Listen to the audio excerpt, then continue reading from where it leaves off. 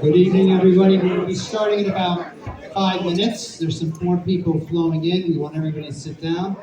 If we could just do a little piece of business, could everybody, just for the sake of the panel, because this is going to be taped for television, could I have your attention, please? If everybody could please put their cell phones on silent. If everybody could please do us that favor, and please put their cell phones on silent. And we'll be beginning in just a moment. We understand that there's some people still flowing in from the parking lots.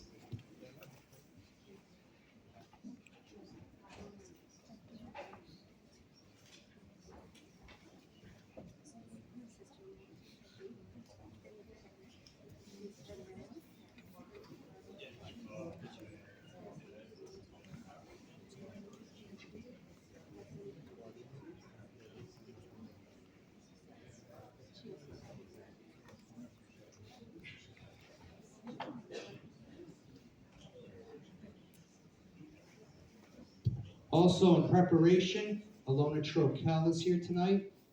Is Alona in the audience? Oh, there she is. Alona is going to be passing out if anybody would like to raise their hands. If they have any questions for the panel as we go along, this is not going to be an open mic. We're going to ask people to write their questions on a little piece of paper so we can keep the whole panel discussion flowing, okay? So if anybody has anything that they would like to ask the panel, please raise their hand, and we'll be happy to accommodate you and get you the pen as well as the piece of paper, okay?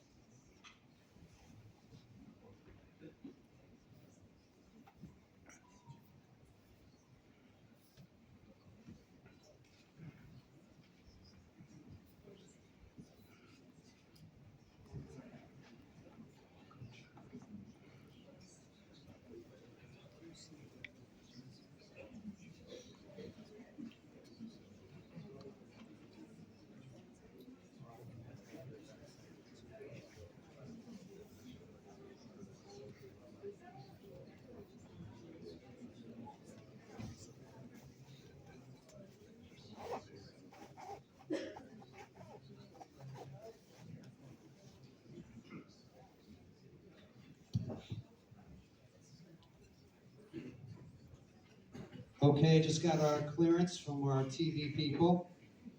So you let us know when you guys are ready to rock and roll, and we will start. Everybody please could take their seats.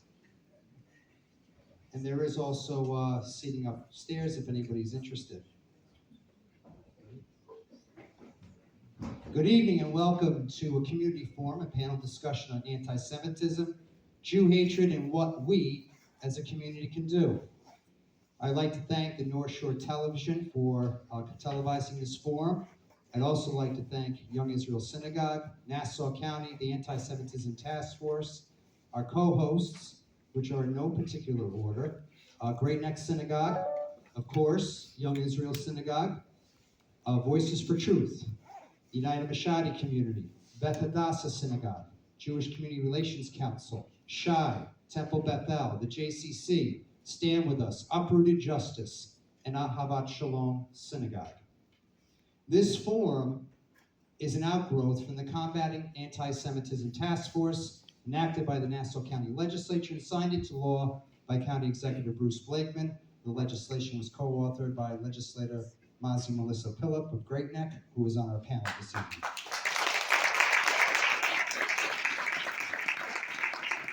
So let's do our introductions for our panelists this evening. The first one, Stand With Us Director AviPosnick, right to my left.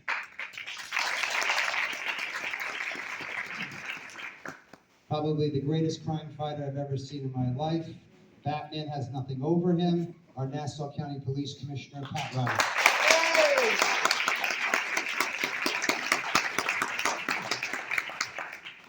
Our special guest, dynamite individual, speaker on issues revolving around Jew hatred, Zionism, Jewish empowerment. He also has started this series called We Were Never Lost. An absolutely outstanding individual. He came here from Miami this morning, from it via Israel, and that is our special guest, Rudy Rochman.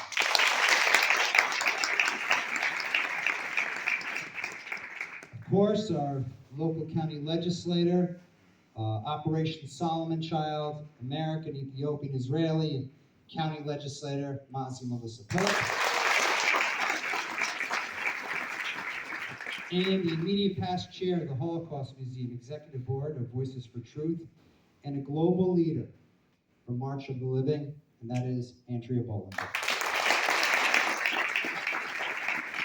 And my name is Scott Cushing. I'm a columnist for the Times of Israel on anti-Semitism, Zionism, and Israeli issues. And this is our forum. To start the evening, I would like to introduce Rabbi Ismach to open this very special discussion. Rabbi, please welcome Rabbi. Thank you, Scott. I wish I could say it's a pleasure to see you all here. It's a pleasure, of course, to see the diverse crowd, the community leaders. It's a pleasure to have to be honored by the presence of our panelists this evening, but it's not a pleasure to be here to speak about anti-Semitism.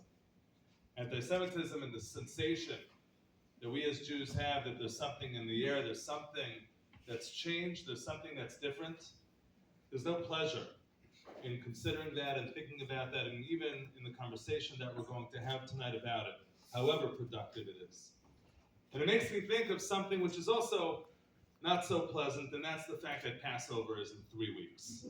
Passover being in 3 weeks puts a little bit of anxiety and stress, I think, into the hearts and minds of all of the Jewish people in the room, because there's a lot and it's overwhelming. But we know that 3 weeks from now, we will be sitting together and singing a song.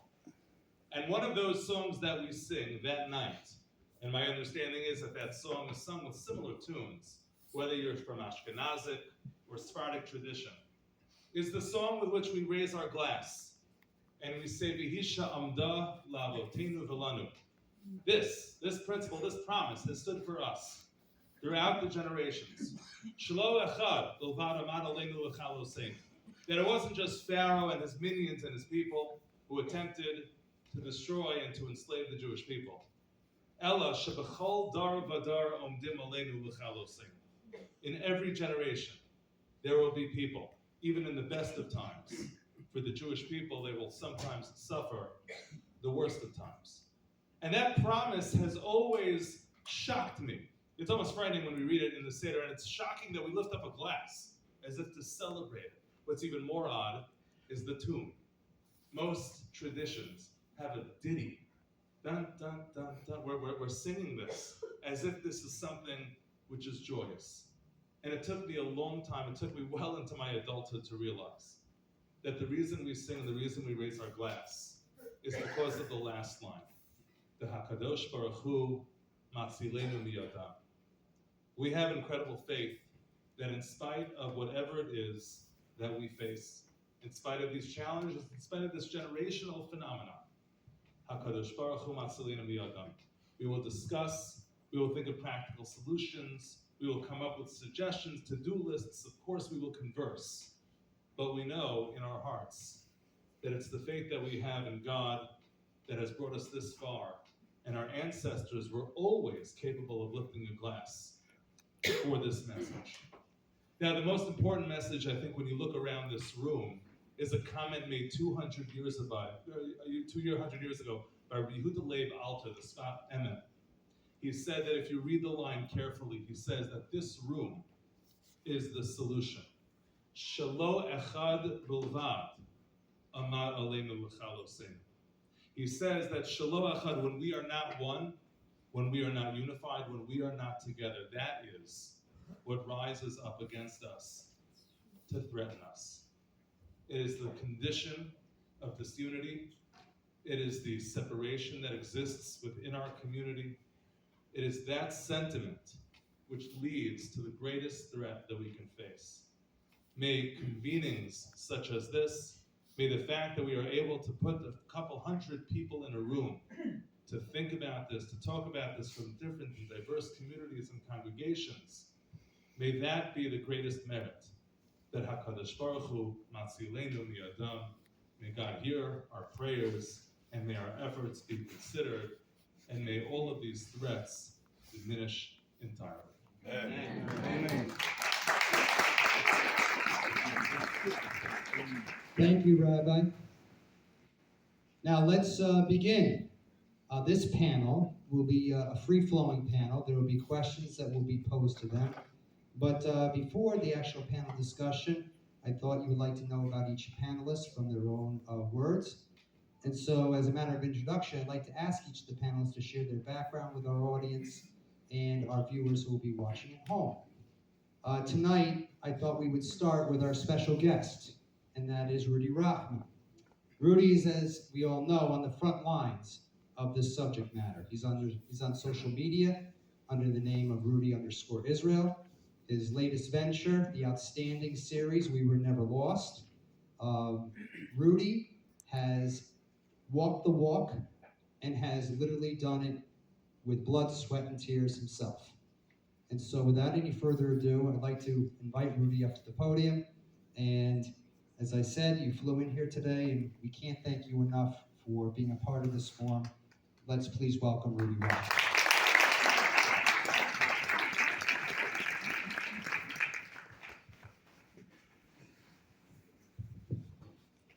So I guess we didn't start on Persian time. We started rather on time. That was kind of the great method. So I just flew in. I was in Israel. I live in Israel. I spoke in Miami, and now I'm here in New York. I was actually supposed to be in Berkeley today debating students on campus, but we pushed that off 1 week. So I was asked to share a little bit about my personal story, what made me become an activist, the current situations in the political and intellectual spaces, and a little bit about what's going on with anti-Semitism in our generation. So my name is Rudy. I was born in France, but all of my grandparents were born in different countries, and all of my grandparents were kicked out of the countries they lived in due to the rise of Jew hatred in their societies. On my mom's side of the family, they were born in Morocco and Algeria. In 1948, as a response to the creation of Israel, there was a mob that decided to commit a pogrom on Oujda, which was the village where my grandparents were living. Many people were killed, and my grandparents fled to France. My father's side of the family, my grandparents were born in Poland and Belgium, and were able to survive the Holocaust by fleeing to France and hiding in attics to survive the war. So growing up, being born in France, second generation, I really asked myself, why are all these Jews identifying as Moroccan, as Russian, as German, as Ethiopian even, as Algerian, as British, when we were living in those places, we were not a part of those societies. We were not Moroccan in Morocco. We were not Ethiopian in Ethiopia. We were not German in Germany. We were not Russian in Russia. And so I started asking myself, really, what do I identify when someone asks me, where am I from? This continued when my family decided to move to Israel when I was 3, then to Miami when I was 5. And for those who have been to Miami, it's the most, I would say, un-American place in America. No one identifies as American. You're Argentinian, Venezuelan, Colombian, Haitian, Jamaican. And growing up, I was always labeled the French kid. But when I'd visit my family in France, I was all of a sudden the American cousin. And I went to a Jewish day school. My dad is technically Ashkenazi, although he says that he converted to Sephardic when he married my mom, My mom is Sephardic, and I was raised fully Sephardic. But going to a Jewish day school, the rabbis would say, oh, you have a last name that's Rochman, your dad's technically Ashkenazi, so you have to go to the Ashkenazi minyan. And I'd have to explain, listen, I wasn't raised with gefilte fish and with Yiddish. I was raised with tabule and dafina and alabina in the wedding, so you don't get to impose onto me how I practice my culture. And I had this constant struggle of debate, because apparently who I was depending on who was asking me the question or where the question was being asked. And from there, I wanted to find my own answer. And something happened to me as a young child that I talk about often when people ask for me to share my story. It's something that happened to me when I was a 7-year-old. I took a trip to London with my mom and my younger brother. We got onto the red tour bus that does the tour of London. And before getting onto the bus, my mom was wearing a shirt in Hebrew that said Emet. For those who don't know Hebrew, Emet means truth. And as we got onto the bus driver, who ended up being a neo-Nazi, sees my mom's shirt and says, "Excuse me, is that written in Jewish?"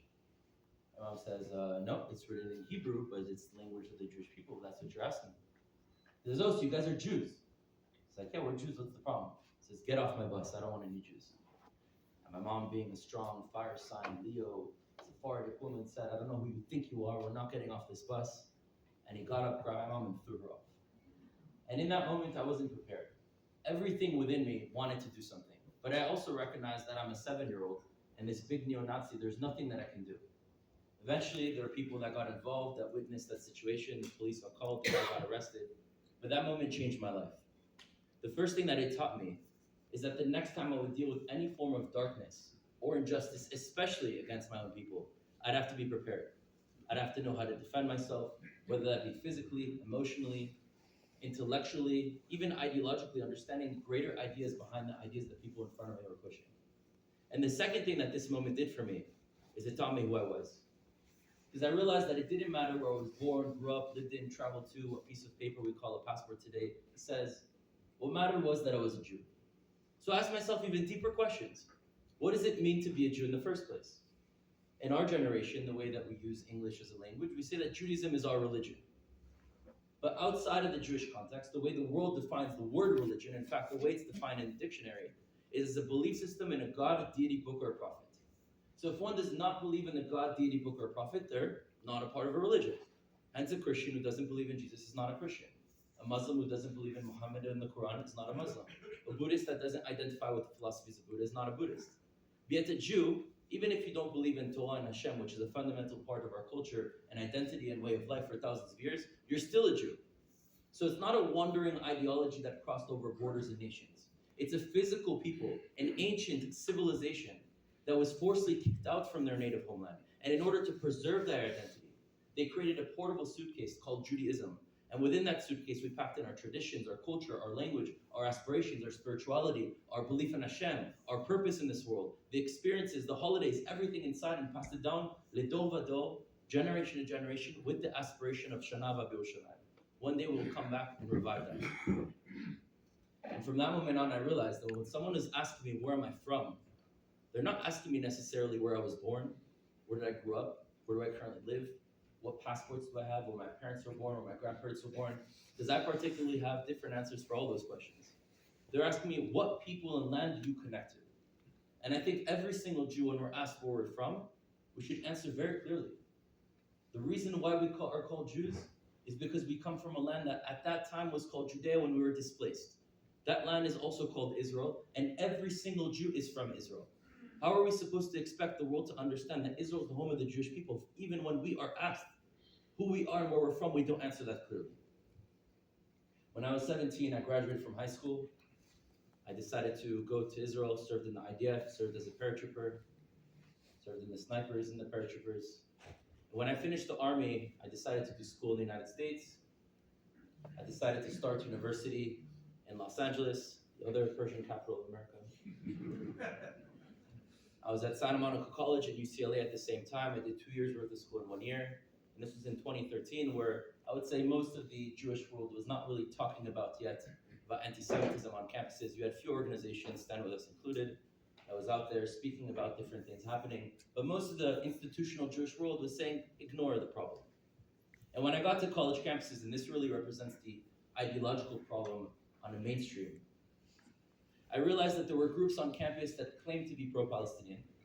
And the reason I say they claim to be pro-Palestinian is because when Palestinians are dying by the thousands in the Syrian civil war, when they're by the hundreds of thousands of refugee camps in Lebanon or in Jordan, suffering on the border of Gaza and Egypt, or suffering under Hamas and the Palestinian Authority, they don't talk about those Palestinians. They only talk about genuine Palestinian suffering only when it has to do with Israel. And of course, cherry-picked and taken out of context in order to use that to manipulate that, in order to push an agenda against Israel and the Jewish people. And the way they spread that agenda is using a tool called intersectionality. And this is happening all over pop culture. They would go to all the different minority groups on college campuses and convince them that their source of suffering and struggle was the same thing that the Jews were doing to the Palestinians, which is very important to understand how historically anti-Semitism has functioned. You find the source of struggle and suffering of a community, and you find a way to connect that to the Jewish people. So they would go to the Black Student Union on campus and say, oh, you suffer from police brutality and racism. Oh, well, we suffer from IDF brutality and Israeli racism. Native Americans, some white colonialists came and stole your land. They would say, oh, well, the Jews are a bunch of fake white people from Europe who came and stole our land. Women, you don't have equal rights. We don't have equal rights. And they tried to convince every single minority group on campuses that their source of struggle was not only what they were facing, but somehow connected to Israel. They even went as far as to say that the reason for why there's even police brutality in America is because the IDF trains the New York State Police Department to kill black people. Now, we find that funny because we obviously know that it's not true. But the reality is that when students hear this, they think it's true. They don't hear anyone else saying anything else. And how did they even get to this conclusion? Because you had an Israeli who was 40 years old who gave a Kav Maga class to one precinct one time. And because this Israeli had served in the IDF like everyone else 20 years before, and this precinct was connected to the police, which is connected to historic police brutality, they made the two connections, and somehow Israel's responsible for the problems of another community. And I realized that this is what was happening, and I started looking within. What are we doing about it? You know, we talk about a lot the counter movement to the Jewish people, anti-Semitism, anti-Zionism, but what about the Jews? What about us, our own community? What are we doing about it? And I realized I started asking questions to the different groups on campus, and I realized that we were doing an event once in a blue moon in the Hillel, in the Chabad, in the API house, in the already safe Jewish spaces. And we would talk about very shallow things about Israel. Israel created the cherry tomatoes, drip irrigation, startup nation, the USB, all these cool things that Israel has created, but it doesn't answer the fundamental question. The fundamental question being asked today in society, whether it's campuses or in politics or in media, or wherever it is who are the Jewish people and why does Israel have a right to exist? And we are not a people because we created a small tomato for a salad, and we don't have a right to exist because we invented an application on our phones. We have to start answering the question to the audience that's asking the question, not just speaking to ourselves. I started going to the different Jewish leaders in Los Angeles, heads of federations, presidents of organizations, rabbis, and I asked them, listen, there's a wave of anti-Semitism that's coming, most of you don't see it, but it's coming and we need to wake up and we need to do something about it. And what did I hear in response? Don't worry about it, it'll go away. If you do something, it'll get worse. No, we have it under control. We're lobbying the presidents and we're lobbying the congressmen and we're gonna do a top-down approach. But the problem with a top-down approach, if you don't also have a bottom-up approach, is that the future people voting in those politicians or the future individuals who will go and be politicians, if they have a view that they think the source of the problem in the world is the Jewish people in Israel, good luck with your top-down approach because it's very limited in time. And it reminded me, when I heard these answers from these leaders that are supposed to be the ones that guide us, that encourage us to go out, it reminded me of something that I had learned when I took a trip called March for the Living. Andrea over there at the end of the panel was a person that was on that trip with me as a 17-year-old. And there was something that was done on my trip that I wish was done on other trips as well. You know, of course, I was ready. Half of my family on my father's side was completely exterminated in the Shoah. So it's not a new topic for me. But something that I really appreciated from that trip is in the bus rides that we had, they gave us a packet of letters. And these letters were different letters written by different Jewish leaders, heads of federations and organizations and rabbis, in the decade leading to the Holocaust. Meaning it wasn't overnight where the Jews are a part of society and the next day they're being killed. There was an evolution of anti-Semitism. And what were Jewish leaders at the time saying to each other as anti-Semitism was rising? And you could read, don't worry about it, it'll go away. If you do something, it'll just get worse. You even had certain organizations and rabbis making the argument that they needed to financially support Hitler because anyways he was going to be in power, so might as well have that financial relationship. And I find myself in 2013 after the army, seeing anti-Semitism rising and realizing we're doing the exact same thing. And this is the moment that I realized that the problem here is not how strong the anti-Israel movement is, it's how weak or non-existent the Israel movement is. In that time, I had a few friends of mine that were also students at Santa Monica College, which is a transfer university, and I kept hearing a theme. I kept hearing, no, I'm not going to go to that school, it's too anti-Semitic. No, I'm not going to go to that school, there's too much anti-Zionism. Even the parents of my peers, sending my kids over there, what are you, crazy? No way. And I realized if we don't go to those places, who's going to go for us?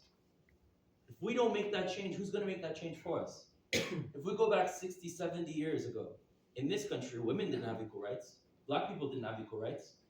You think that society changed overnight without a fight? Rights are earned. And the Jewish people are the only people who are demanding to get rights without earning them. And in order to earn them, we have to shift pop culture. And we have to take this matter seriously. And it's not only in talking about that anti-Semitism exists, it's understanding how it's portrayed, how it works, and how to be actually able to stand up and not just make excuses because we talked about it, that we feel good with ourselves. Because I heard so many people refusing to take action, refusing to go to certain universities because it was too hard, I decided to go on Google and I typed in #1 most anti-Semitic university in North America. That year, Columbia University was listed #1. So I decided to transfer to Columbia. And there I created a grassroots student movement that focused on empowering the Jewish students, on narrating the story of Israel and the Jewish people, and on protecting the Jewish people. Now let me break that down. A lot of us Jews went through Jewish education or had connections within the communities, GCCs, Chabad, etc. We were taught how to put tefillin, which I put every morning, how to light the candles, how to do kiddush that I've never missed in my life, how to keep kosher, how to dress, how to act. We were not given the tools about how to be Jews in practice, how to stand up for yourself, how to have the courage, how to remain calm, how to be able to defend yourself physically if you're in a situation, how to defend yourself ideologically, how to be able to answer someone who's on the extreme right or on the extreme left, how to know all the counter narratives against us. Why were we not given those tools that when we're sent out into this world, it's not only about practicing Judaism, but putting Judaism into practice? So we focus on training the Jewish students and the allies on how to be strong. The second thing is it was our responsibility to narrate the story of Israel. And we realized that we need to understand the audience in front of us. Maybe an older generation spoke the language of accomplishments and facts. That's definitely not the language of the younger generation. The younger generation speaks a language of human stories that make the world a better place. So what is the story of Israel and the Jewish people? The story of Israel is a story of a 4,000-year-old native civilization that was forcefully exiled by a white imperial nation called the Romans. Even during our displacement, we maintained a constant presence in our homeland. And after thousands of years of persecution and extermination, we created the most successful indigenous liberation movement that ever existed, where for the first time in history, a native people not only came home, decolonized their civilization, decolonized their tongues, bringing back Hebrew, kicked off the oppressive colonial force being the British, and created a model of light and success to all minorities and indigenous peoples throughout the world. And when you talk about Israel in that language, you have to understand your audience and how they resonate. The last thing we focused on is any movement that was on the extreme right or extreme left that was seeking to make Israel or the Jewish people seem as the source of the problem. We made sure to be there, to make sure to get the society, the students, everyone around, to recognize that this is something wrong. I want to close by saying a little extra about anti-Semitism, an additional point that's more from a mystical perspective, because I've constantly been asking myself since I'm young, why does everyone hate us? Why did that person who kicked me and my mother and my younger brother off of the bus when I was 7, he doesn't know us. If he knew us, he would actually like us. Why? Why are we blamed for every single problem? You go to the far right, they see us as the left. You go to the far left, they see us as the right. You go to the black supremacists, the Farrakhan's, they see us as the problem. The white supremacists, the neo-Nazis, they see us as the problem. You ask the communists, we're the capitalists. You ask the capitalists, we're the communists. Why is it that the one thing that every single extreme group agrees on throughout time and throughout borders is that the Jew is the problem? We didn't kill Jesus, we're blamed for the death of Jesus. We didn't do the Black Plague, we're blamed for the Black Plague. We didn't create the economic situation post-World War I, we're blamed for that too. Why is it? We're blamed for literally everything that happens. So I'm asking myself, okay, I know that we didn't do it. I'm an insider, I can say. So maybe we're not doing something that we're supposed to do. Maybe it's not what we're doing, maybe it's what we're not doing. What are we supposed to do as the Jewish people becomes the question. Well, we have a mission statement as a nation, as a civilization. It's tikkun olam and or lagoim. We need to heal the world, and we need to be a light upon other nations. Let's say the world is a body, and every nation has its own function. And it's not binary, one nation can play the role of 3 body parts, and 2 nations can share the role of the same one. What is the role within the human body that the Jewish people chose to play? Tikkun olam and or lagoim. We heal the body, and we allow the other organs to achieve their potential and their greatness in creation. What within the body does that? Some people say the heart. Well, the heart allows the body to work, but it doesn't heal the body. It's not the brain. It's the immune system. The immune system's responsibility is to heal the body and to allow the other organs to function and to achieve their potential. Now, when the immune system doesn't work, which as a nation, we're not actually correcting this world, what happens? The rest of the world blames us for all the problems that exist. Because when the immune system fails, it's not the immune system that causes disease, but it's the immune system's responsibility to prevent the diseases from happening. To give you another analogy to help you understand, imagine you have a plane in the sky, and you have a flight from Israel to JFK. And in that flight, on the way, there's someone that's having a heart attack in economy class. And the flight attendant gets up and realizes, wow, Dr. Cohen is in business class. He's the greatest cardiologist. Amazing. He's going to save the life of this guy who's having a heart attack. And she runs to Dr. Cohen and says, Dr. Cohen, there's a guy having a heart attack. Come and save him. And Dr. Cohen gets up, takes his bag with all the things that he needs in order to save this guy's life, and rushes over to economy class, sees the guy having a heart attack, looks at him and does nothing. And the guy dies. Now, did Dr. Cohen kill this person? No. But how do you think everyone else feels? How do you think the families of the person that died feels? Subconsciously, we need to realize that the world understands that we have a role to play. And when we don't play that role, whether they say it to us or not, we get blamed for the consequences of not playing our role. And that's how anti-Semitism works. Now, if we want to fight it, we need to stand up. We need to be empowered. We need to shift pop culture. But if you really want to heal it and not just deal with the symptoms, we have to realize that we have a role to play into this world. And we have to start tapping into it. We've come back to our home. We've brought back Hebrew. We're back into the vehicle. And now it's time to drive it to its destination.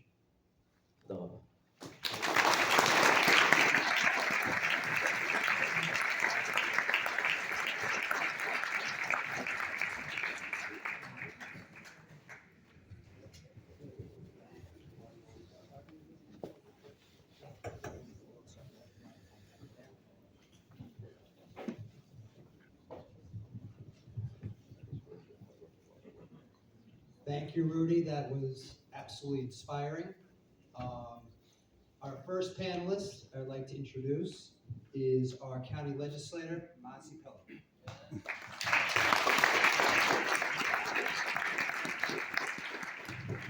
Thank you so much. Rudy, you are amazing. You are inspiring. I follow you on Instagram and I learn every day what you're doing on the ground, fighting anti-Semitism. As a proud Jew, it's just amazing. Thank you for coming. You can hear it. So, thank you so much again. First of all, I would like to thank all of you. The fact that you are here, it shows how this matter is important to you. And I would love to thank Rabbi Ismar and Young Israel, all their organization, all the synagogue, for helping me to host this event.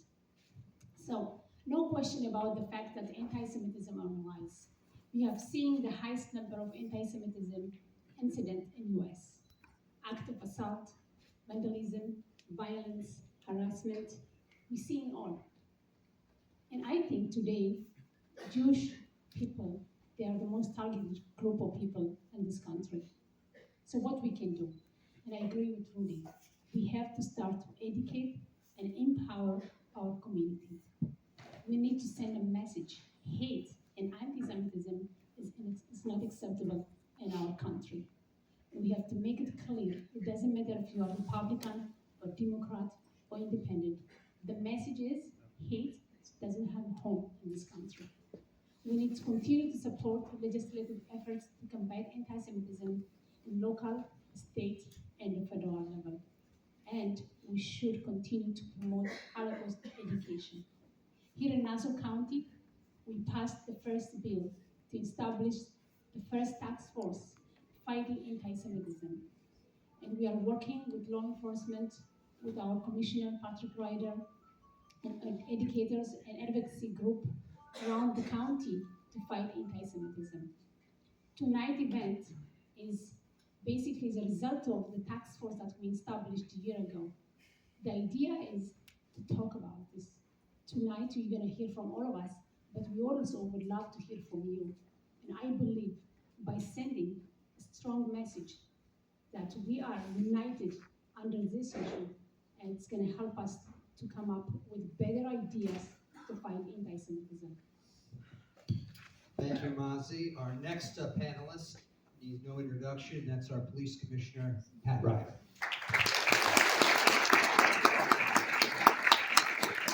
So after hearing Rudy speak, I'm trying to figure out why the Irish Catholic kid is up here. but I am truly honored to be your commissioner, because as an Irish Catholic, I don't police by my religion. I police by my security threats. Nobody in this county is more threatened than the Jewish community. Nobody needs more protection than the Jewish community. 2 weeks ago, there was a day of hate throughout the nation. And it was done by a white supremacist neo-Nazi group, just as we heard Rudy talk about. And their target was propaganda to push out through the community to put fear in you as you go to pray on the Sabbath. My job, my men and women of the police department, Catholics, Jewish, Muslim police officers, was there to protect you that day. And we showed that in our force. We had more police officers.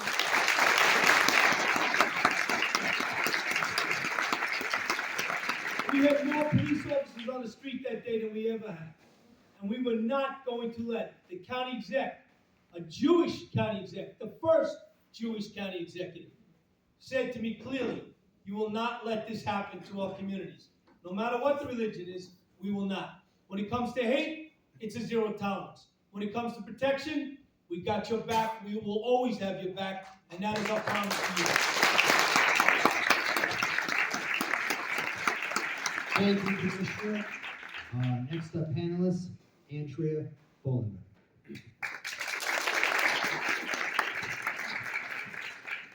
Thank you, everybody. Thank you for welcoming me here. I have my family here, my little baby brother and his wife. And I want to thank Rudy for coming all the way from Miami, and thank you all for welcoming us. I'm here tonight as a human, but I'm also here as number 86786. I represent my father. My father was a Holocaust survivor, the sole survivor of his family from Auschwitz. I kept his name because that is the only thing he was allowed to keep. And I want all of you to know that no matter how many times we go on the March of the Living, no matter how many times we talk about it, it's the action that goes with it. So we have to be out there. We have to be talking about it. We have to be proud. And every day that I leave my house, it's with something that represents me as a Jew. And I did meet Rudy on the March of the Living. It's something that I've been doing for a dozen years, and for the most part, I was guided by Irving Roth, Zikron Lavracha, who many of you remember. And this will be our first March of the Living back without him, but I will be taking him with me, on my shoulder, telling me, teaching me, and I want all of you to remember, be out there, be proud, don't be scared. My younger brother might not remember this, but when I was probably in my young teens, my father used to run out in the middle of the night when many people from the JDL used to get arrested, and he used to bring kosher food to jail. And that was his part, but he was the only survivor of his family, and he had 4 children to raise. So I want you all to understand that day of hate, the fact that you were all out, and thank you, Patty, for Commissioner Ryder for being there. Be out there. Don't be scared. Yes, it is frightening, but we need to stand together, and we need to practice, whether it's observance or whether it's just being a proud Jew. Something Rudy put on his Instagram a few months ago really stuck with me, and I hope I can quote you efficiently. Jews who trade assimilation for survival shall have neither. And that really resonated with me, is that we don't need to trade assimilation, and we shouldn't. And we should be out there and go see. I just saw Leopoldstadt with my daughter, and I cried through the whole thing because it reminded me that 1899 Austria is 2023 New York. Okay? All that is in addition is the social media. So as Rudy said, yes, we have to be where the kids are. We have to be where they're learning. And we have to take pop culture and make them see that we are not only an asset to our culture, but an asset to the world and to our own families. And I appreciate you here. A survivor once said to me, they had weapons of mass destruction. We have weapons of mass instruction. Let's use them. Thank you. Thank you, Andrea. And our last panelist to introduce himself, AviPosnick with International Stand With Us.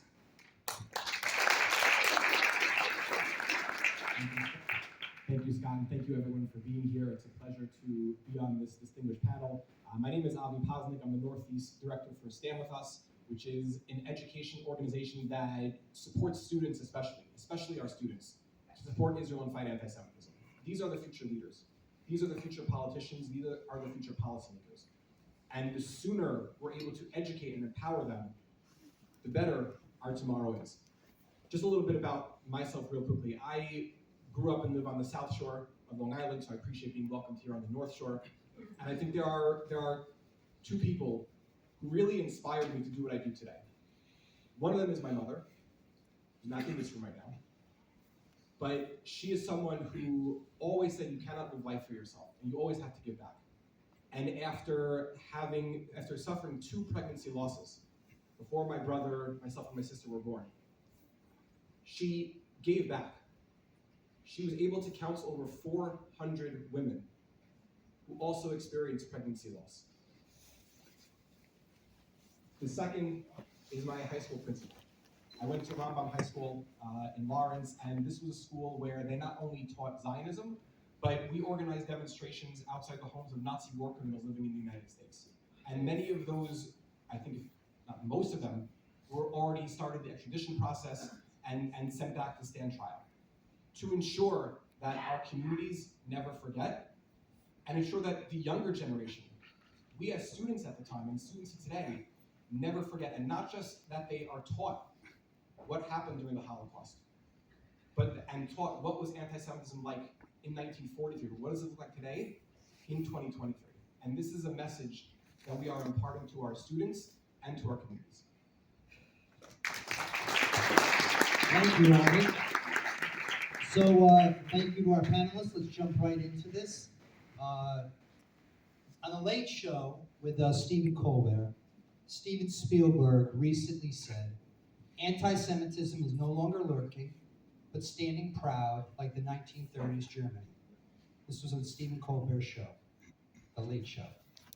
Locally, in Oceanside, we have anti-Semitic flyers that have been thrown on lawns to menace Jews, playground equipment defaced with swastikas. As the police commissioner said, a day of hate, which was a direct threat at schools and Jewish institutions. We had a young man who many of the people on this particular panel know very well, probably many in this room, Joey Borgen from Nassau County, was beaten within an inch of his life for being a Jew. Let me repeat that. He was beaten within an inch of his life just for being a Jew. And we had a great neck businessman who was jumped and assaulted for simply being a Jew in Brooklyn, where he was doing his business. So it begs the question for our entire panel, is anti-Semitism standing proud today, as Steven Spielberg said? So I'd like to lead off with Rudy. So I think all of us in this room know that anti-Semitism is a problem and it's growing, but there's a formula behind anti-Semitism. Thankfully, we have 4,000 years of history, so with that history comes an understanding of when things go up and when things go down. And throughout Jewish history, whenever the Jews are strong, empowered, know who they are, and are fulfilling their purpose, we overcome the greatest of obstacles and the worst of civilizations that would come to destroy us. Whenever the Jewish people are divided and assimilating and forgetting what their purpose are and going away from that purpose, that is the moment that anti-Semitism rises. I think as a generation of Am Yisrael, doesn't matter if we're young or old, all of us are here today, we don't really have a vision of what is the next chapter of Jewish history. We don't have a direction in which we're going collectively as a people. We're just maintaining status quo. So we don't have a way of moving forward. We're not fulfilling our purpose. And in terms of assimilation, I mean, within the United States, you have between 60 to 80% assimilation rates. So clearly the formula that we are using, we've plugged in the wrong variables to get the outcome that we would like. So if we want a different outcome, then we need to start plugging in different variables needed. Andrea Boliner. So hard to be speaking right after Rudy. I've been a Holocaust educator for over 20 years, and we still have 30 states that have no mandate to teach the Holocaust. And while New York State did pass a Holocaust law, it was a survey, and the survey found that 99.8% of schools were acceptable in their Holocaust teaching. The question begs, why does New York State have the highest level of Holocaust illiteracy? Why? Long Island is the 4th largest Jewish community in this country, behind New York, LA, and of course South Florida. Why do we have such a high level of Holocaust illiteracy? And that is something we have to talk to our school systems about. We put that question to our region. We're just not doing it right. We're teaching to the test, we're not giving it enough time, and I know it's not gonna be a popular thing, but really what I would like to do is to have a countrywide scoring system and let each senator know if they rate an A to an F. Right now, the only state in this entire country that maybe has an A- is New Jersey. I know, don't get upset. New Jersey has a standard and a minimum and a Holocaust commission. We do not. So let's make sure that 80 years later, we have hardly any survivors left that are witnesses, but we have people like myself and my brother, and how many people here in this audience are 2Gs? How many children of survivors are in this audience? How many are third generations? We have to continue telling the story, and we have to force our education systems to really, really look deep down and to say, we're not doing a good enough job. Because most kids, and I'm sure Rudy will agree, at Columbia, at most of our Ivy League schools, they can't name one concentration camp. They don't know when Hitler served. This is a very, very scary statistic. So there's got to be an answer. The answer is education, but the answer is also not political. I remember my father saying that when Moses handed down the 10 Commandments, please tell me which one said pick a party. Pick a human. Pick someone you can stand behind who's going to do the right thing. So do the right thing. Every party, every human, every school district, 30 states still with no mandate 80 years later. What does that tell us? Commissioner Ryder. So it's a fact that anti-Semitism is on the rise in this country.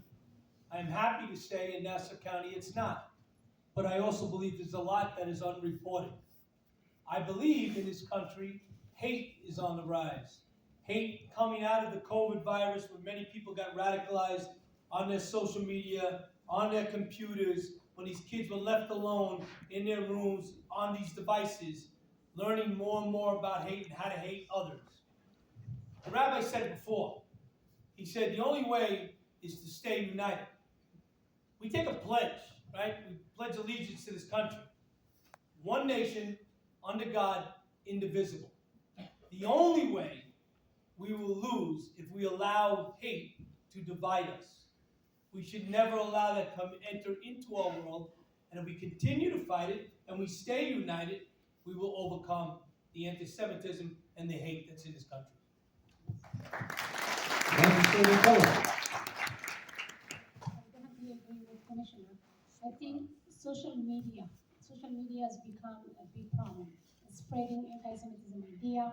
It's become socially acceptable to just to say whatever they want. And the influencer, like Kanye West and others, feeling very comfortable to put anti-Semitism in their speech and their language. And I don't think we're doing enough for that. That's a big problem. If we are okay with that, that give the license for others also to just to come up with another anti-Semitic idea. And as I said before, if we don't gonna stop it when this is just starting as a talk, later on it's gonna be too late. So social media has a lot to do with anti-Semitism, the fact that it's on the rise. AviPosnick. I think by the fact that this is a full room here tonight shows that we know that anti-Semitism is on the rise. We just saw a statistic that came out, I think just the other day, that there is according to the FBI, there was an 150% more anti-Semitic crimes than was last reported. 150% more. One of the things that we have to see happen is, as a united community, call out anti-Semitism when we see it. I remember there was an incident just last year at a town meeting. I'm not going to say which one it was, but it was in Nassau County. And you had a woman who got up and essentially said that because of one menorah that was in the town that was erected, that all of a sudden the Jews are taking over. Every single elected official in this state, from the governor's office all the way on down to the county executive, our senators, our members in the assembly, the legislature, all called it out for what it was. That is something that has to happen every single time. Our leaders need to set the example that it is not okay, no matter how big or how small. And I think the other part, which was said before, is the importance of reaching our youth. Making sure that they understand. It's not okay to joke about it. It's not okay to draw a swastika. It wouldn't be okay to make a joke or to do something that would offend any other community. It is not okay to do something that will offend the Jewish community. So we've touched on social media, and one of the themes of this evening is what can we do? Not just talking about it, but what can we do? As we know, social media, Commissioner, has become the oxygen for anti-Semitism and Jew hatred. And at a recent task force hearing on anti-Semitism, one of your very talented officers talked about how Nassau County Police and law enforcement are getting very good at identifying it on social media. Now, without giving up your methods, can you share your thoughts with us on how you are dealing with this and grappling with it? And can you start to educate the audience on that very important phrase of what can the people in this room do, whether you're a parent, a grandparent, an older brother or sister, an aunt or uncle, or somebody who cares? So, first of all, how do we prevent it? We stay engaged. We are totally engaged. We have the best trained officers in the country. We have individuals that just do social media all day long. They get on it with undercover accounts, and they do exactly what the neo-Nazi white supremacist group is doing. They stoke the public. They try to get something out of them to find out who's the angry ones. And we monitor those sites. Some people don't think that's appropriate that we monitor the sites. I don't care. We monitor the sites.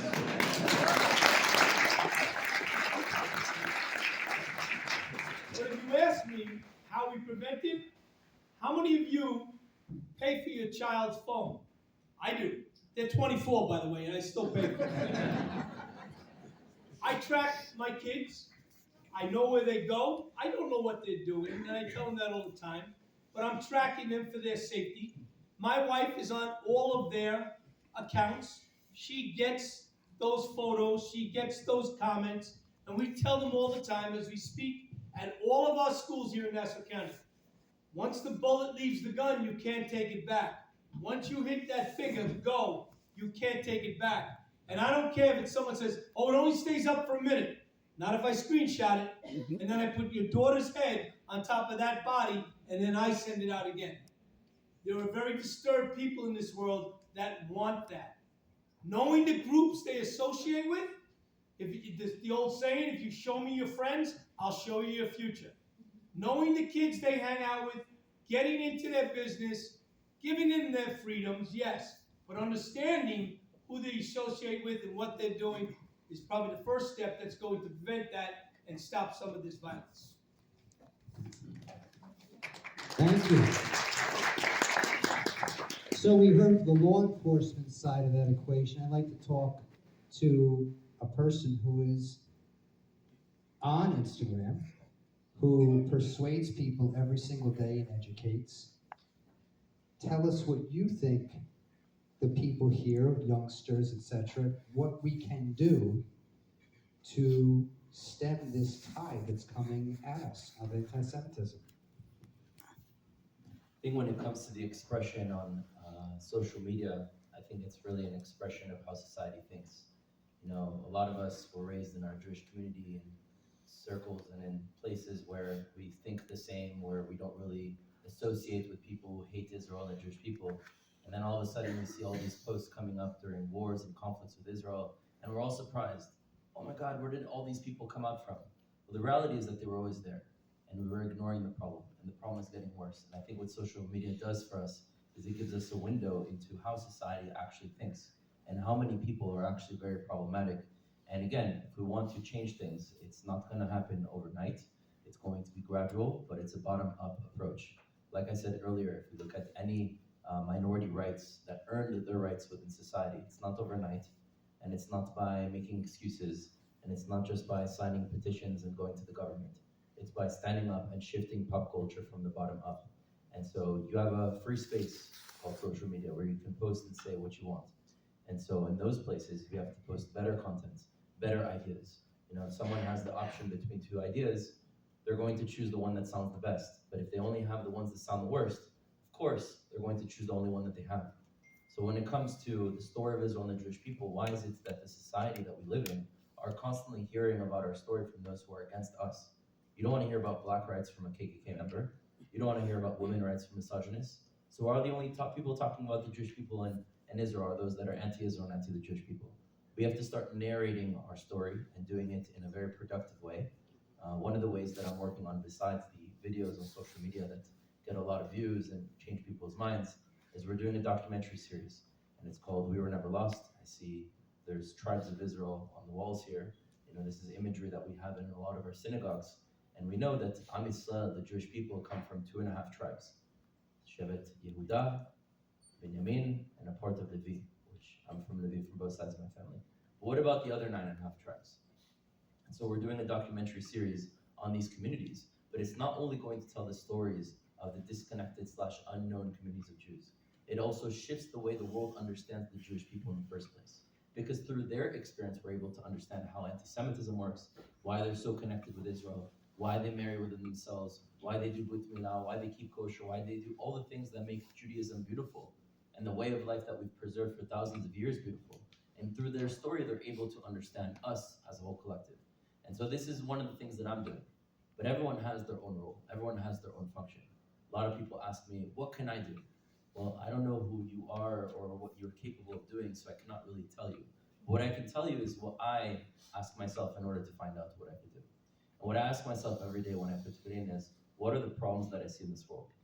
And we all see different problems, even between husband and wife, or kids, or friends. Even those relationships see different problems in sometimes the same situation. Some people see problems with the environment, they need to go help with pollution. Some people see problems within marriages, they need to be psychologists. Some people see problems within the body, they need to be doctors. Some people see problems within technology, they want to invent things to change society. What are the problems that you see? Ask yourself this. What are the ways and the tools that you have, the skills that you have in order to fix those problems? And what are the tools and the skills that you can gain in order to help you continue to fix those problems? That is a question I think each one of us as individuals have to ask ourselves. And once you apply that, I think we will all be living a more fulfilled life and we'll be united actually moving forward towards our future.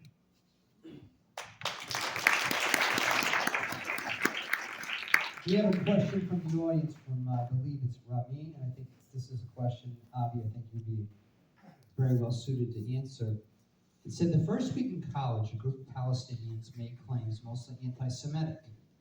I now know that as a 16-year-old in 1979, I knew it was wrong, but I did not know how to defend my people. With our kids experiencing even worse within college campuses, what should we say to them? What do you say to them to get them more involved and defend themselves? So I think the way we see anti-Semitism manifest itself, especially on college campuses and within the education system across the country, is we're seeing it in two forms. You have what I would call the classical anti-Semitism. You'll see swastikas, you'll see Jewish symbols, the mezuzah, that is targeted, that can be vandalized, which you see on many college campuses. But we also see, and we've been seeing this now for a number of years, and almost for as long as I've been now at StandWithUs, is the misconception that anti-Zionism is just merely a political position and that anti-Zionist speech and conduct should be 100% protected. We see professors who are in positions of power, who are tenured, who will potentially do grade retribution towards Jewish and Israeli students who stand up, who feel that anything they say and anything they do is totally protected. And this is simply not the case. It does not always fall under academic freedom, and this is the reason why at GW a number of weeks ago we launched a Title VI investigation against GW, and it's something we did at other universities across the country. These are things that we need to be holding our universities and academia to account, and there are tools to do that. I think the preparation for our students has to start before they go to campus. It has to start at a younger age in high schools. They have to understand the story of the Jewish people. They have to understand our history. They have to understand that the Jewish story, returning to our indigenous land in the land of Israel, is the greatest social justice story in the history of the world. They have to understand the facts, they have to understand the language that the other side is using, and be able, as Rudy said, to talk to them, to have those conversations, to spread the truth.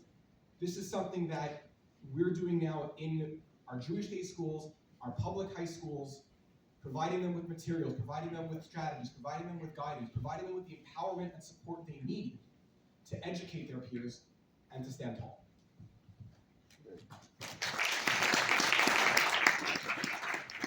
So that kind of swings us around to the actual word anti-Semitism.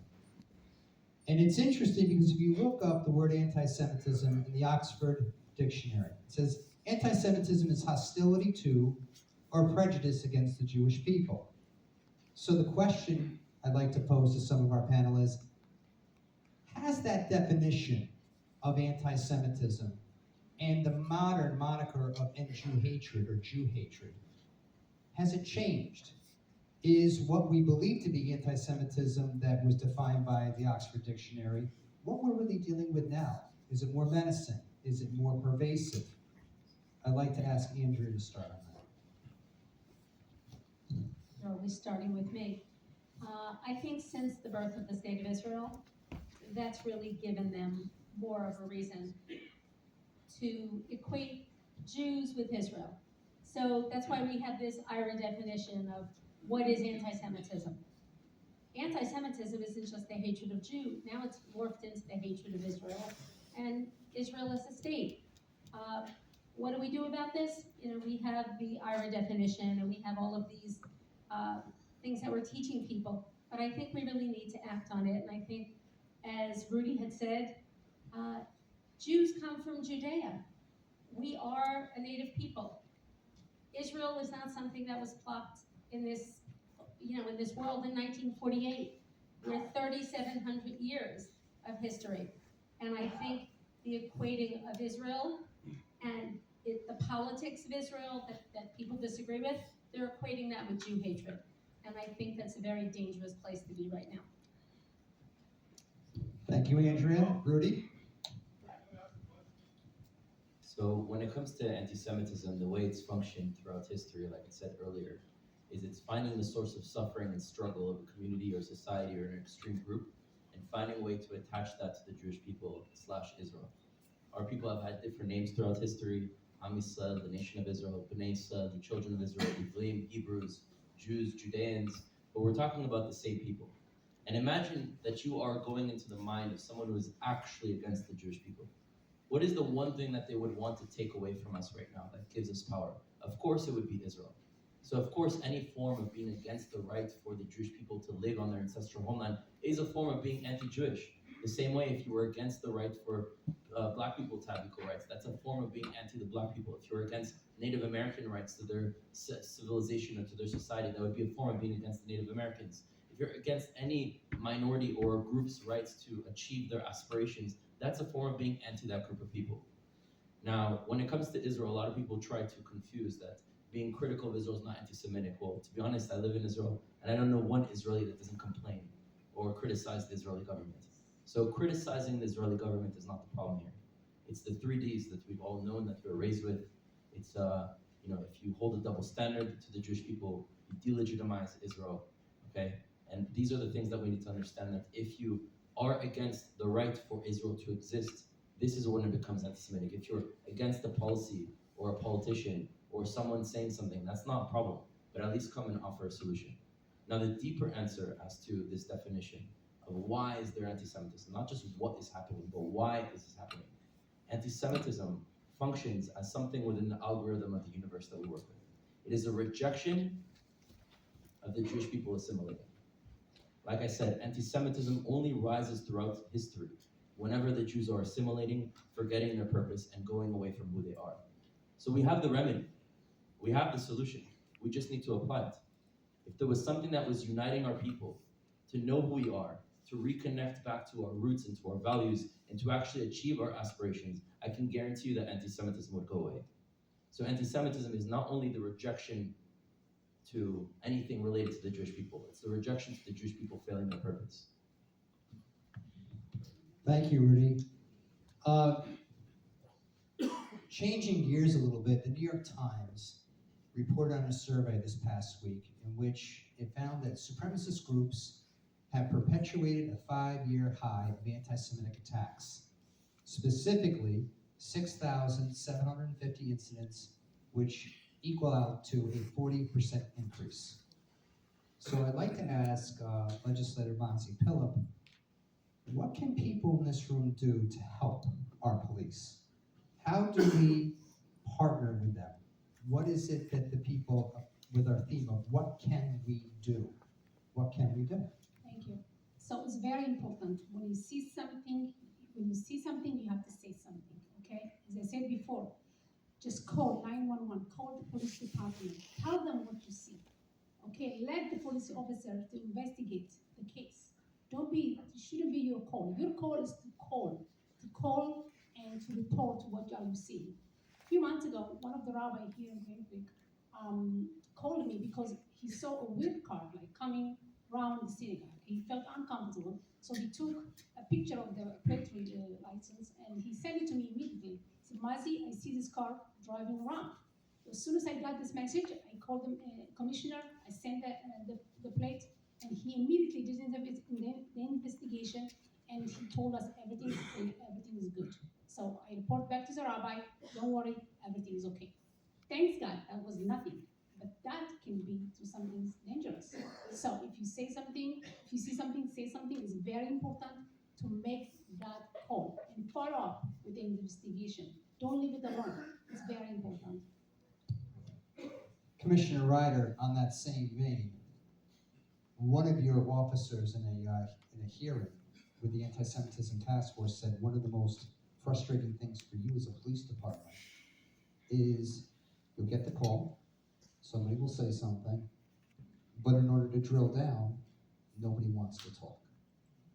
And at the same time, that follow through by the individual. Could you, again, on the theme of what can we do, can you explain to our viewers and our audience, how do you do these investigations?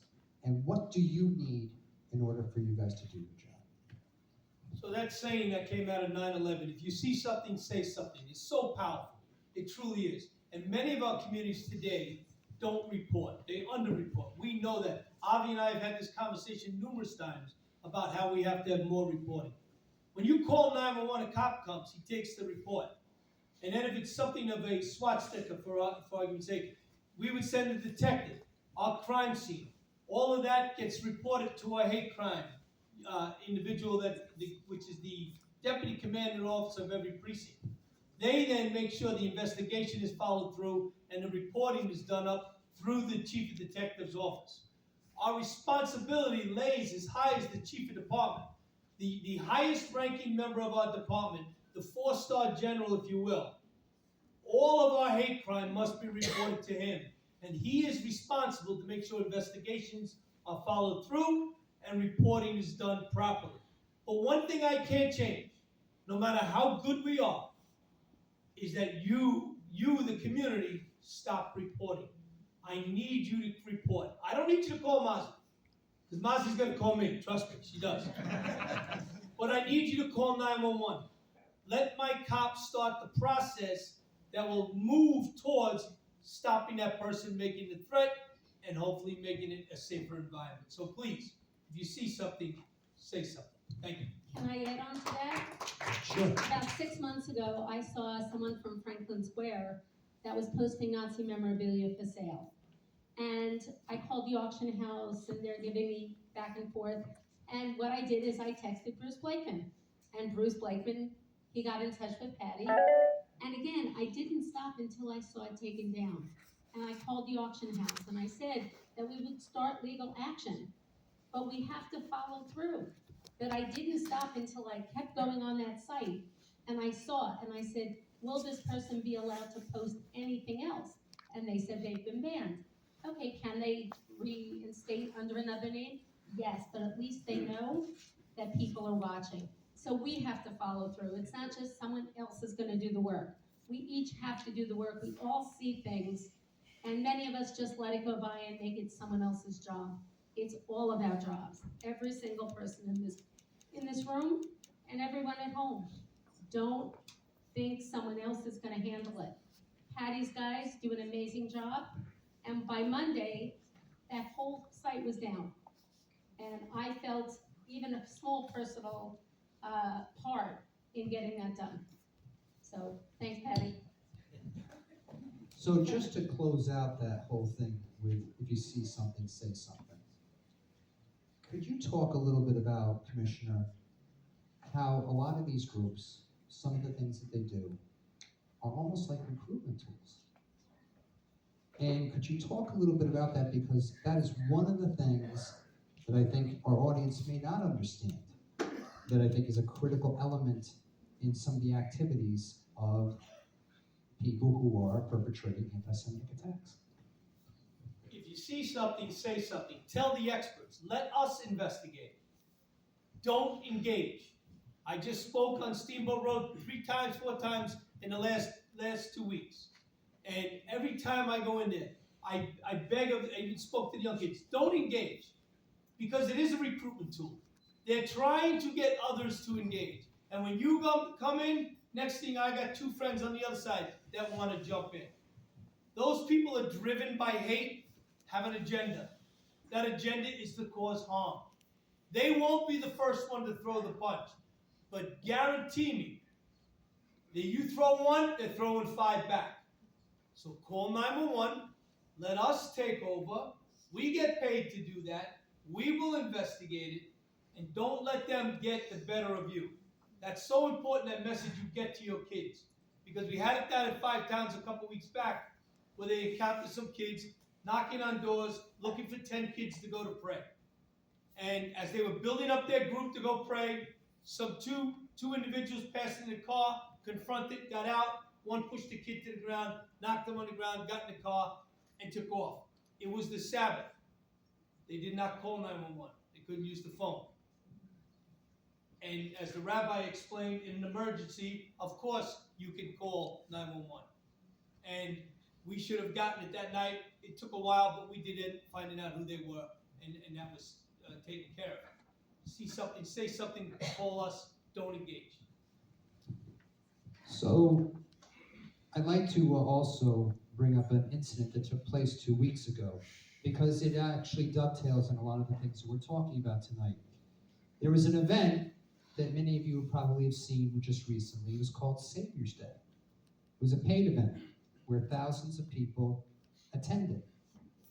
And these are direct quotes from the Anti-Defamation League and also from video that you can watch. Let me quote what this speaker said. Jewish power is what has all of our power, with talent and wisdom afraid. But let's take a look at what these people control. At every door that leads to power, they have a sentinel on watch. Somebody has to take on the synagogue of Satan. And here we are. What good is your vote if the man you voted for has to vote with someone you never elected that is behind the door to get instructions? And the Jews have become wealthy just by loaning money, charging you interest. And the stranglehold the Jews have on this government, the synagogue of Satan, has destroyed this country. Those are actual quotes from a speech that was given. The man that said those things was a man by the name of Louis Farrakhan. So the question to the panel is, with this kind of Jew hatred being spewed in speeches, with our theme of what can we do, how does a community stand up and push back and fight it?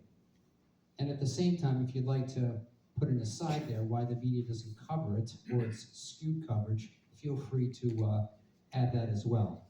I'd like to start with somebody who's very direct on these kinds of subjects. I'd like to start with Rudy. So again, you have these individuals from all extreme groups, from the far right to the far left, to the black supremacists, Farrakhan's, white supremacists, neo-Nazis, who come to the same conclusion, that the Jew is the source of the problem that they see.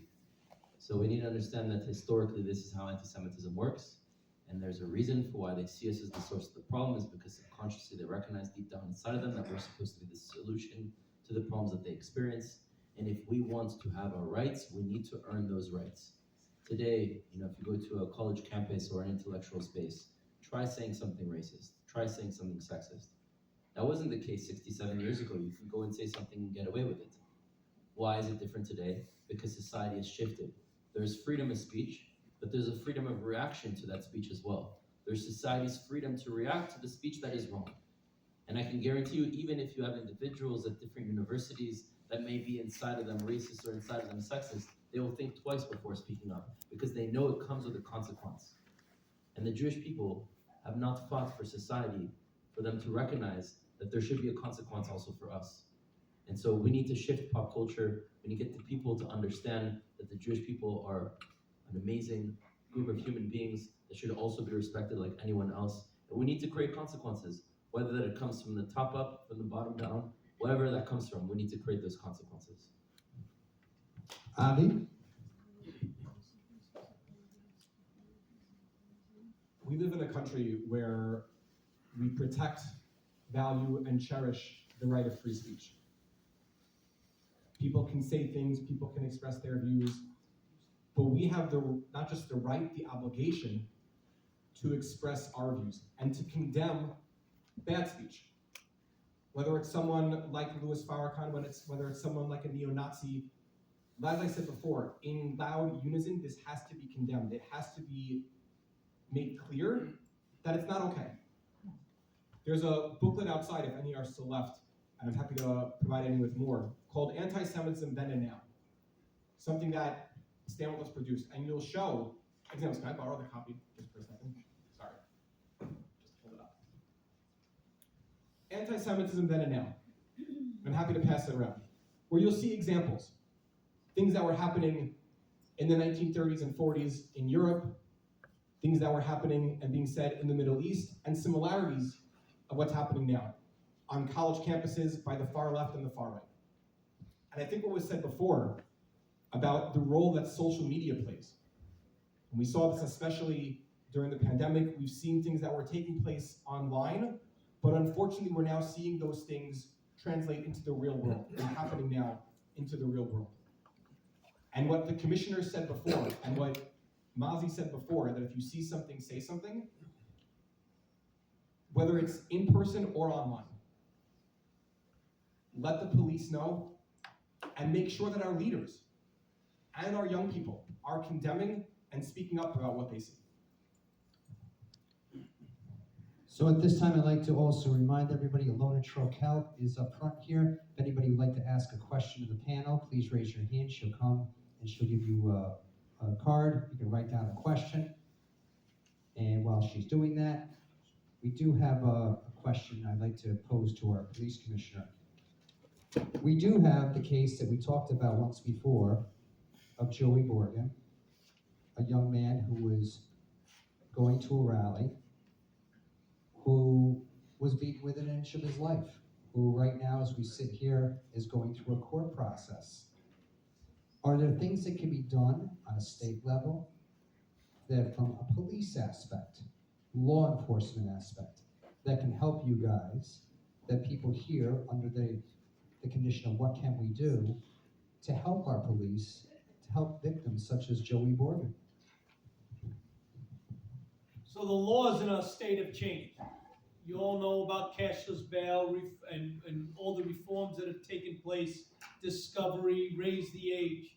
All of that has removed the element of a punishment to those that commit those crimes. Such as hate crime, freedom of speech, Avi just spoke about. We cherish our First Amendment right. But some groups know enough to push it to a limit. That neo-Nazi white supremacist group that pushed the pamphlets out in Oceanside did it exactly for that reason. They chose a Jewish community. They knew if they threw the pamphlets on the front lawn, it would get the attention, and it was photos of religious leaders throughout the world with bullet holes on their head. They didn't say anything. They didn't have to say anything. But the fear was already in the community. We answered back, and we said, if you continue these acts, we will arrest you. And then I got threats made to me and to my family saying that obviously the commissioner doesn't understand the First Amendment right. And I said, I purely understand the First Amendment right. But what you are doing is called littering. And if I gotta lock you up for something, I'll lock you up for littering.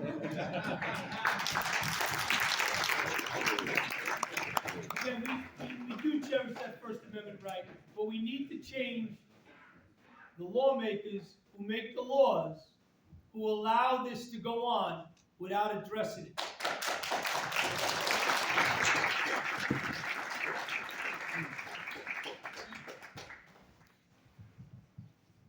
So let's, we do have a couple of quick questions.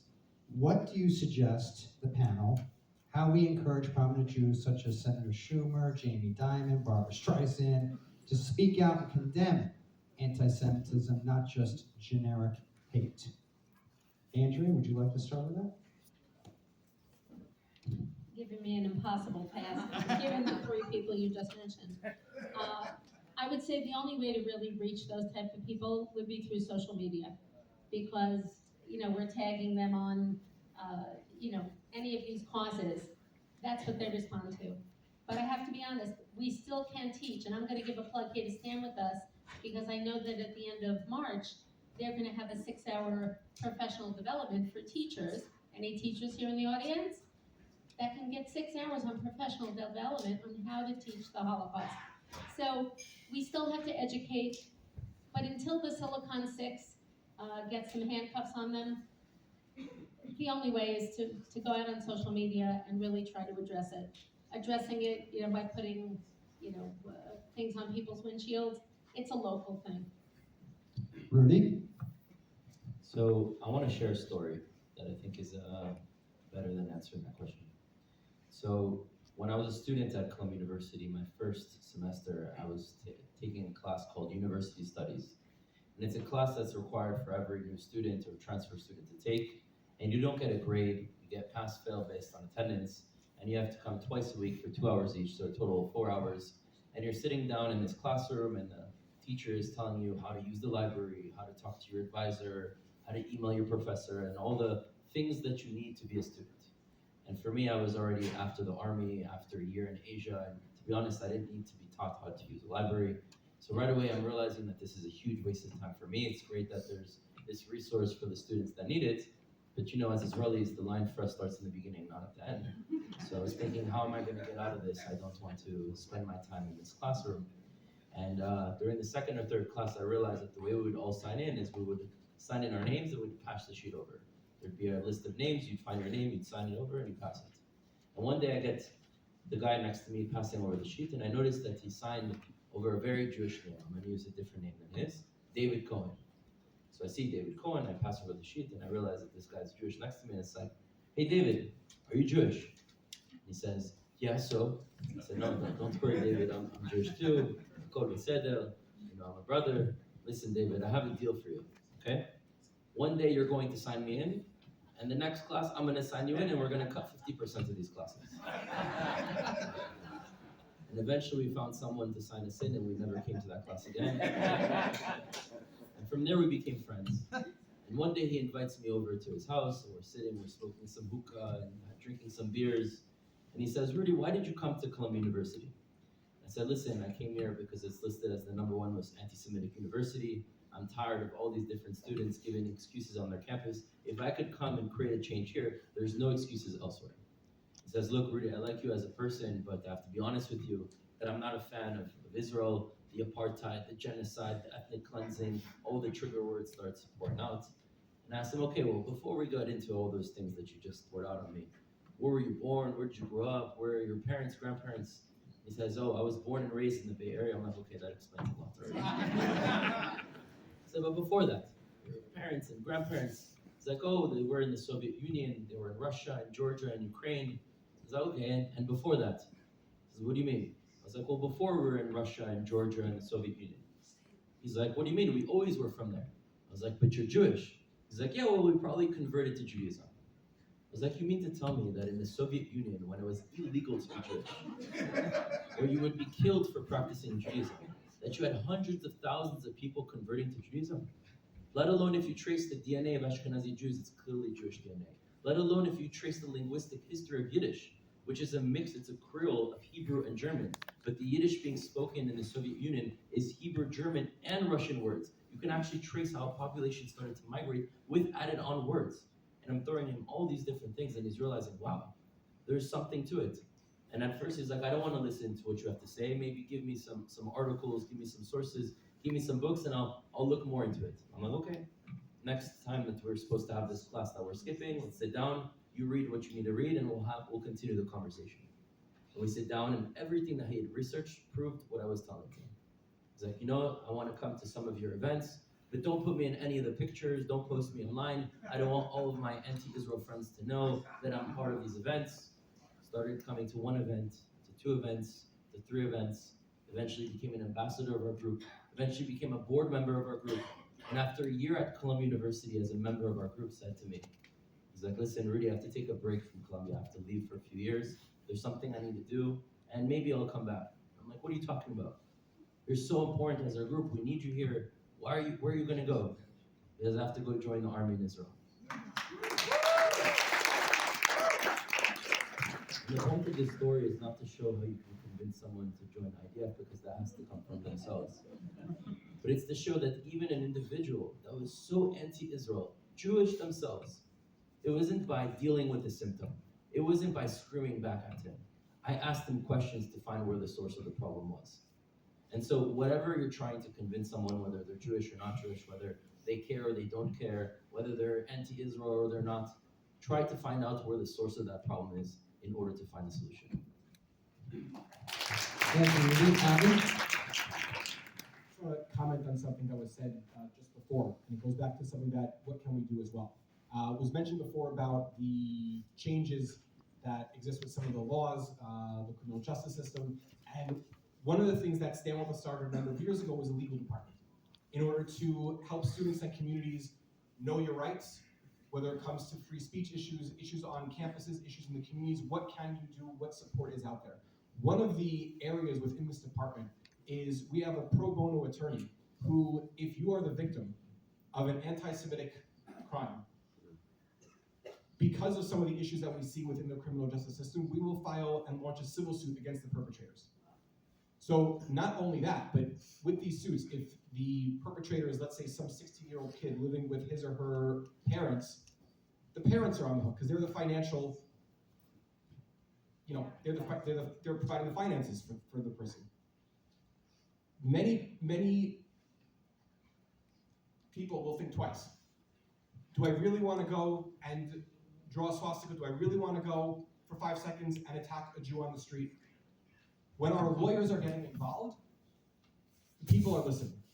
The authorities are listening. We had a case, just very quickly, and I'll turn it back over.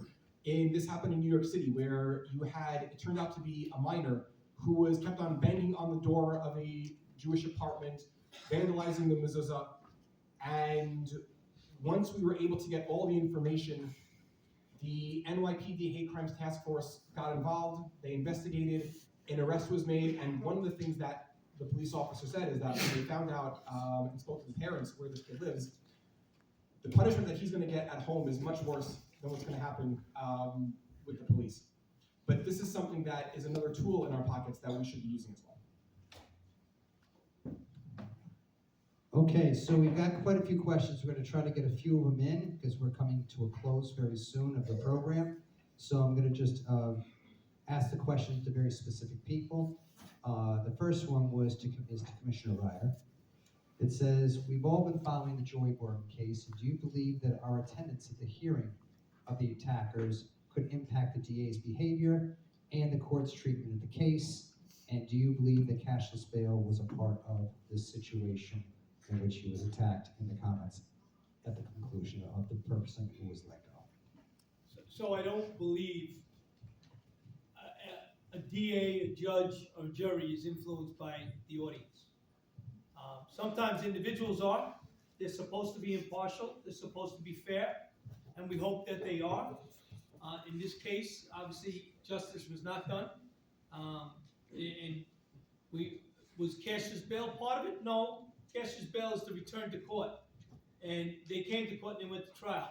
But if you don't show, that does have an effect on your communities. It does have an effect on people watching, because they want to know that there is pain that goes a lot further than the victim. It goes right to a community. And I don't think anybody understands that more than the Jewish community. When you hurt one of the Jewish individual, you hurt a whole community, because you're doing it because they're Jewish, not because they are a kid on the street corner. Thank you, Commissioner.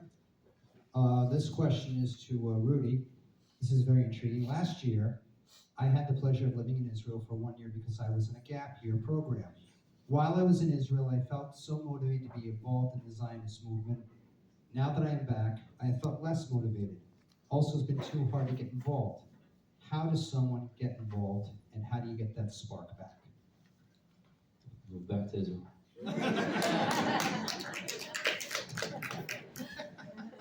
So, like I said earlier, there are different ways in which people can be impactful. Different people have different skills. Public speaking is actually something I've had to develop. It's not something that I was born with. So sometimes even the skills that you're given, you can still add on more skills. And for whatever situation you are, if you're a student, if you're in your community, if you're a parent, if you're a child, whatever stage of your life you are, you have to figure out what are the problems in front of you that you see and try to find solutions for those problems. Whether they're on the micro level or macro level, it's not just one, it's several, and those problems change also with time as your situation changes. So figure out what are the skills that you were given. Some of us were born with certain skills. What are the skills that you can still obtain and use that in order to correct the problems that you see? So to this person, if he's a student, I don't know if he's a student, but I'm assuming because they were on gap year, if you're in a university, okay, figure out what are the problems in your space with your students, with your peers, with your surroundings, and figure out how to be effective to change the problems that you see. It's not up to me to tell you how you can act, because we're all different individuals. It's up to you to tap into your potential, but in order to tap into the potential, you have to figure out what are the skills that you have, what are the problems that you see, and use those skills in order to solve those problems.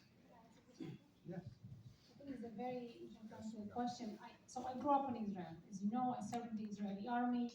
I'm proud American, Israeli, Ethiopian Jew. Okay.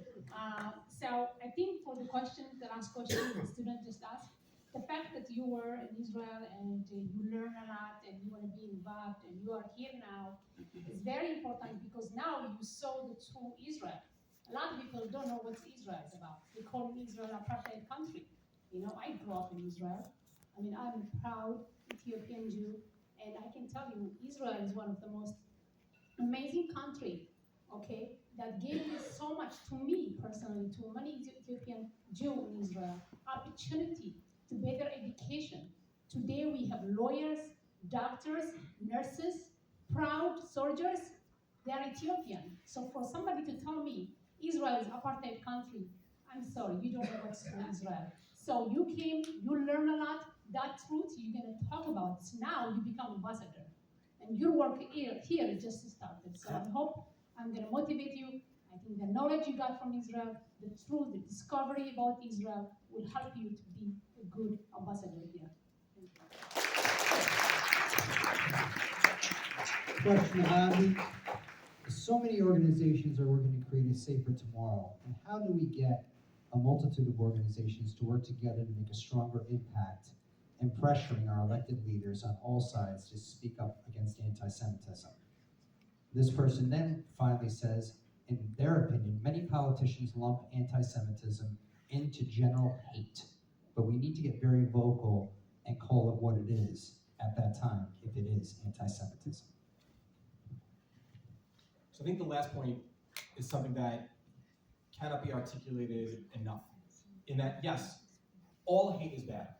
No one here in this room, and most good people around the world, no one is going to say that some hate is good. But at times, we have to singularly condemn certain kinds of hate. We cannot be afraid to singularly condemn and focus on anti-Semitism. When that is the topic of the day, when that is the incident that we're talking about, we don't always have to say, I condemn anti-Semitism and all hate. We can say, I condemn anti-Semitism, just like if I'm talking about anti-Asian hate, I'm going to say, I condemn anti-Asian hate. If I'm talking about hate against the Black community, I'm going to say, I condemn Black racism. It doesn't have to be all included. We have to be able to singularly condemn what we're talking about.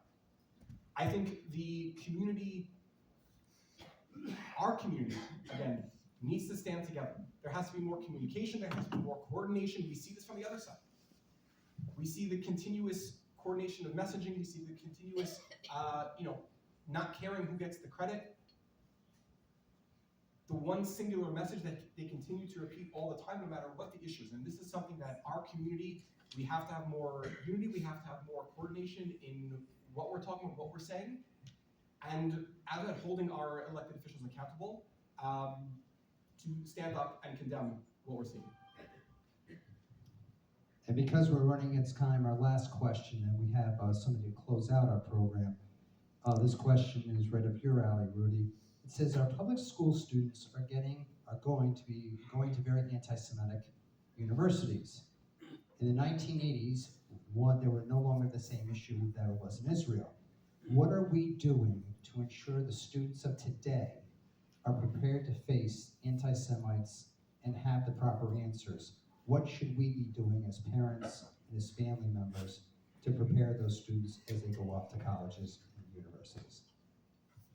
This really comes to education, and education doesn't start once the students start universities. It doesn't start once there's a conflict in Israel and then everything is happening on social media. It doesn't start when the prom is too late. It starts from the beginning. So if you are a parent of your child, you have to make sure that that child is raised. They know how to stand up, they know how to walk, they know how to talk, but they also need to be able to be a Jew and practice in the world that we live in today, in the world that we've lived in for generations. And I think there's usual ways in which Jews respond to the traumas that we face. And I think I find the parallel from an example in psychology that was taught in one of the classes I took, where they talk about an abusive woman in a relationship with a husband. And there's usually 3 ways in which a woman responds. Way number 1, she stands up, fights back, gets justice for the situation, makes sure that this person doesn't do it again to her or to anyone else. Way number 2 is making excuses. It was just one time, he didn't really mean it. Oh, he was just drunk, he was just upset. And way number 3 is to blame themselves. Say, no, it was my fault, I should have just done this, I should have just done that. And when you look at the trauma that Jewish people face, anti-Semitism, we respond the same way. Very few of us stand up and fight back. Most Jews make excuses. Oh, it's really from the right. Oh, it's really from the left. Oh, it's against Israel. I'm a Jew. I'm disconnected. It's over there. It's in another country. Oh, it's out of my place, not in my community. And you even have some Jews who use the third route and side with their oppressors, whether it's from Neto Hakalta to the Jews on the far left that stand against Israel. And there's a reality of trauma that we have, and we have to be able to process that trauma. We have to be given the tools in order to how to adapt to the situations that we have. So if you're a parent, speak up to your communities and to those who control education, because if we don't teach our next generation to be stronger, we're bound to repeat the same thing that we've been through for the past.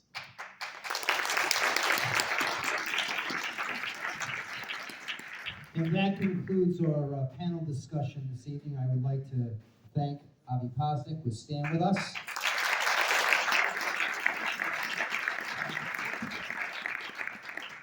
The greatest police commissioner in Nassau County history, PaddyRyder.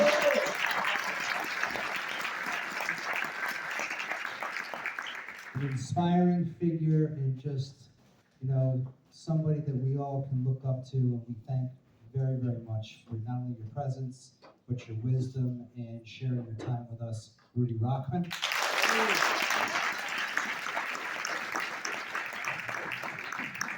The actual, one of the authors of the Combating Anti-Semitism Task Force, our County Legislator, Mazi Melesa Pilip.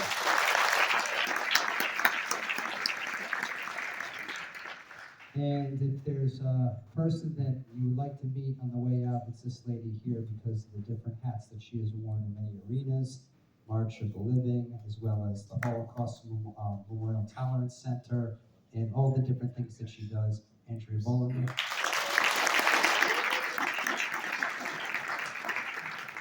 And I would like to ask to come forward a very special person in the Great Neck community, Rabbi Usher Kravitsky, who will give us a few remarks for a few moments as we conclude tonight's panel discussion. Rabbi Usher.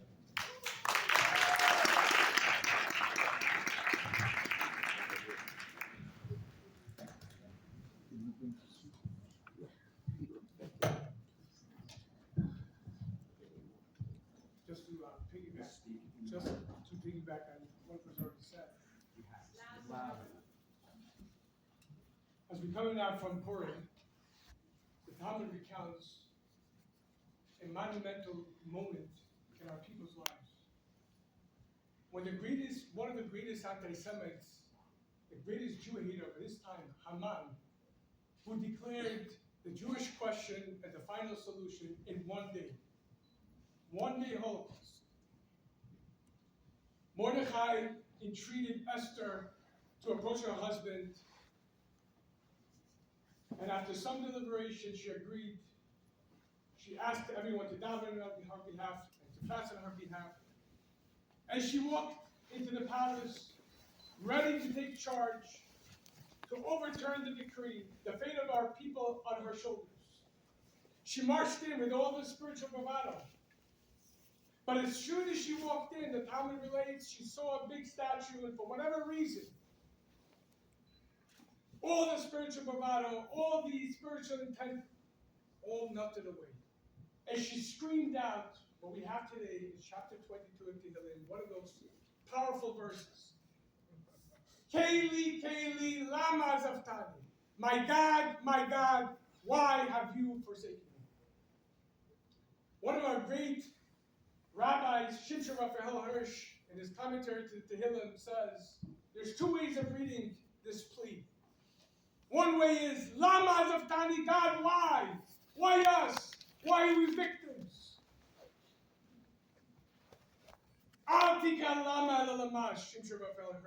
Don't say, she said, why, but what for? We don't ask why. The agenda is not to ask why. The theme of tonight is, what can we do? We have to remain vigilant. We must be aware. But anti-Semitism doesn't start outside. How can we expect the world to love us when in our own families we don't speak to each other? When we don't embrace each other? When we have communal conflicts? We expect the world to love us, but about us loving us. What about us smiling toward each other and helping each other, going out of our way for each other? The Bible be taught that a little bit of light dispels a lot of darkness. When we walk into a room and it's dark, we don't start swinging a bat. We don't combat the darkness. We simply turn on the light. By Yehudim, I tell around the Simcha, it's a sort of light. And what is this light? It's very simple. The Rebbe said the power of one. If every one of us takes upon ourselves to every day increase just one good thought, one positive word to someone around us, beginning with our families, our wives, our husbands, our kids, our parents, our siblings, our neighbors, although it might be conflicted and so on and so forth, but the darkness is palpable, we must turn on the light. One good thought, one good word, one good deed, however small it is, could turn the tides. It's difficult, yes, but we are the people of light. Should all be blessed to be going out of Egypt, whatever that Egypt looks like for us, and to be able to celebrate Pesach in Israel together with all of our people. Amen.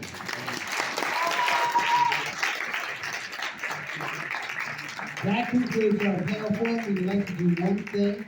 We have a photographer. If she could go up on the beamer there, we'd like to take a picture with our entire panel up here.